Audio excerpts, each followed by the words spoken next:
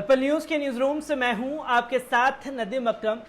Bharatiya Janata party यानी कि केंद्र की मोदी सरकार संविधान का जिस तरीके से मखौल उड़ा रही है वो तस्वीरें लगातार सामने आती रहती हैं, जहां हम लगातार देख रहे हैं कि कोई कितना बड़ा अपराध क्यों ना कर दे, अगर भारतीय जनता पार्टी में शामिल है तो उसके लिए 1 घंटे में अदालतें लग जाती हैं। और साहब, जो सड़क पर इंसाफ पाने वाले लोग हैं उन्हें मिन्नतें करनी पड़ जाती हैं, माय लॉर्ड मुझे इंसाफ दे दीजिए, मेरे घर में ये घटना घटी है। पर माय लॉर्ड के कान पर जूं तक नहीं रेंगती, और जब जूं नहीं रेंगती तो जो हकीकत में इंसाफ पाने वाला लोग है उसे कभी इंसाफ नहीं मिलता। और तस्वीरें हमारे सामने हैं, अश्वनी उपाध्याय जैसे लोग जो खड़े होकर के नरसंहार को उकसाते हैं और उस नरसंहार के लिए लोगों को एक खुले तौर पर ज़ोंबी बनाने की कोशिश करते हैं, जो सड़कों पर किसी को भी मार काट करके खाए और वो फिर ज़ोंबी बने और दूसरे की तलाश में सड़कों पर इधर उधर फिरता रहे। यही तस्वीरें भारतीय जनता पार्टी ने यानी कि भाजपा के नेता अश्वनी उपाध्याय और हिंदूवादी संगठन के नेताओं ने 8 अगस्त को दिल्ली के जंतर मंतर पर कुछ इसी तरीके से हरकतों को अंजाम दिया। और इनकी हरकतों को लेकर के जब दिल्ली पुलिस पर सवाल उठने लगे तो दिल्ली पुलिस लगातार ये कहती रही कि चेहरे की पहचान हो रही है। चेहरे की पहचान साहब हुई भी तो लोगों ने बताया कि ये फला नेता है, पर इसको गिरफ्तारी करने से क्यों कतरा रही है दिल्ली पुलिस। और फिर उसके बाद पूरा जो ड्रामा रचा गया, उस हर एक ड्रामे को आप लोगों के सामने रखा है। और जहां कल ही खबर आती है कोर्ट के जरिए कि 2 दिन के लिए रिमांड बढ़ा दी जाती है, उसी दिन पर दोबारा कोर्ट लगती है और महज 22 घंटे के अंदर अश्वनी उपाध्याय को जमानत मिल जाती है। और जहां बरसों से एक बयान को लेकर के जेल की सलाखों के पीछे कई बच्चे, कई छात्र, कई एक्टिविस्ट, कई पत्रकार जेल की सलाखों के पीछे सड़ रहे हैं, पर मजाल कि उनके घर में किसी की मौत आ जाए तो माय लॉर्ड जो हैं उन्हें जमानत देंगे या उन्हें उनके घर वालों से मिलने की इजाजत देंगे। ये तस्वीरें लगातार आ रही हैं। कोर्ट में अश्वनी उपाध्याय को 22 घंटे के अंदर जमानत दे दी गई है।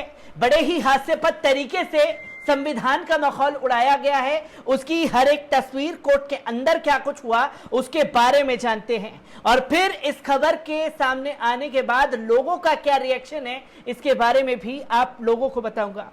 पर सबसे पहले जानते हैं कि जंतर मंतर पर 8 अगस्त को आयोजित एक कार्यक्रम में धर्म विशेष के खिलाफ नारेबाजी के मामले में गिरफ्तार किए गए पूर्व भाजपा प्रवक्ता व सुप्रीम कोर्ट के वकील अश्वनी उपाध्याय को दिल्ली हाई कोर्ट ने जमानत दे दी। पटियाला हाउस कोर्ट के मेट्रोपॉलिटन मजिस्ट्रेट उद्धव कुमार जैन ने उपाध्याय को 50,000 के मुचलके पर जमानत दे दी। उन्होंने कहा कि पेश साक्ष्य और वीडियो से नहीं पता चलता कि आरोपी ने वहां उपस्थित लोगों को किसी समुदाय के खिलाफ आपत्तिजनक बयान देने को लेकर उकसाया था या उसके कहने पर किसी ने आपत्तिजनक नारेबाजी की थी। ऐसी संभावना नहीं है कि आरोपी फरार हो जाएगा।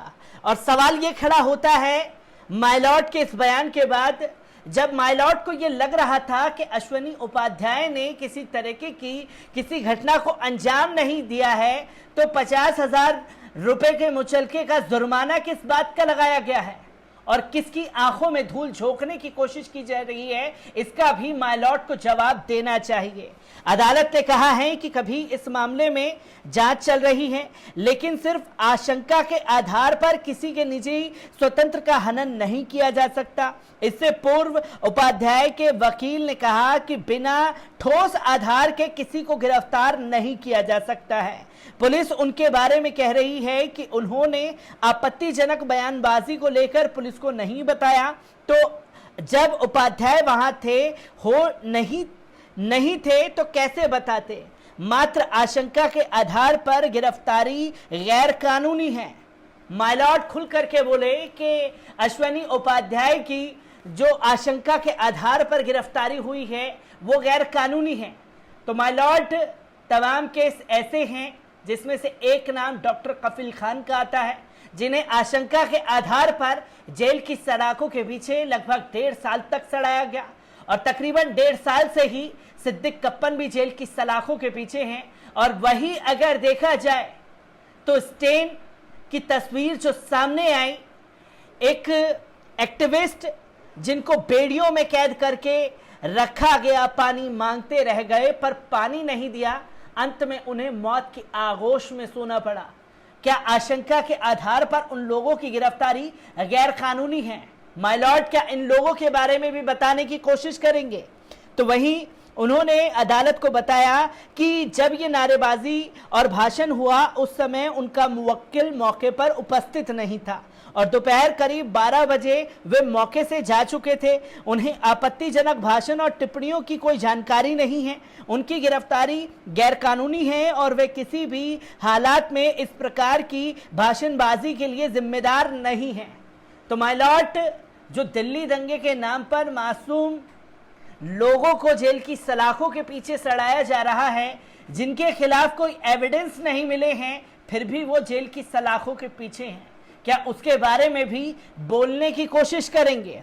इसके बावजूद ये लोग बिना इजाजत के वहां एकत्रित हुए और समुदाय विशेष के खिलाफ आपत्तिजनक भाषण देकर माहौल खराब करने का प्रयास किया।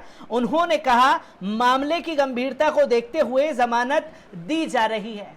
मामले की गंभीरता को देखते हुए, जहां माय लॉर्ड को यह पता है कि जंतर मंतर पर मुसलमानों के खिलाफ किस तरीके की शब्दों का इस्तेमाल किया गया है। विनोद कापड़ी लिखते हैं कि नरसंहार के लिए उकसाने वाले को एक दिन में बेल, और एक वो सिद्दीक कप्पन हैं जिसे तकरीबन 1 साल से अब तक जमानत नहीं मिली है और 1 साल में उन्होंने अपनी मां को खो दिया है, फिर भी उन्हें जमानत नहीं दी गई।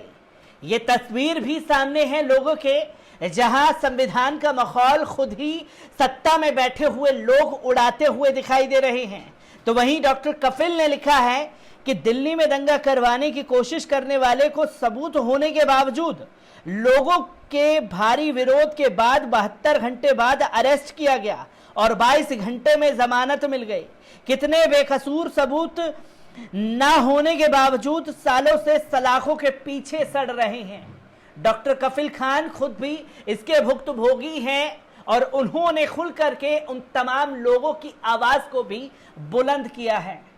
और आपको याद होगा, जैसे ही 2019 में सत्ता में फिर से मोदी सरकार आई थी तो एक नारा बड़ी जोर शोर से दिया गया था, सबका साथ, सबका विकास और सबका विश्वास। ये कैसा विश्वासघात किया जा रहा है, जहां अपने हिसाब से ही संविधान को ढाला जा रहा है। जो इनका है तो उसे प्रोटेक्शन दी जाएगी, उसका कोई बाल बाका नहीं कर पाएगा। और जो ये तस्वीर भारतीय जनता पार्टी सेट करने की कोशिश कर रही है, ये यकीनन आने वाले समय के लिए बहुत घातक हो चुकी है। और उनका दोगला चेहरा भी और उनकी दोगली बातें भी अब ये कहीं ना कहीं लगने लगी हैं कि जो सबका साथ, सबका विकास और सबका विश्वास की बातें करते थे। मैं अश्विनी उपाध्याय से जुड़ी हर एक अपडेट आप लोगों के साथ साझा करता रहूंगा। दीजिए इजाजत, शुक्रिया।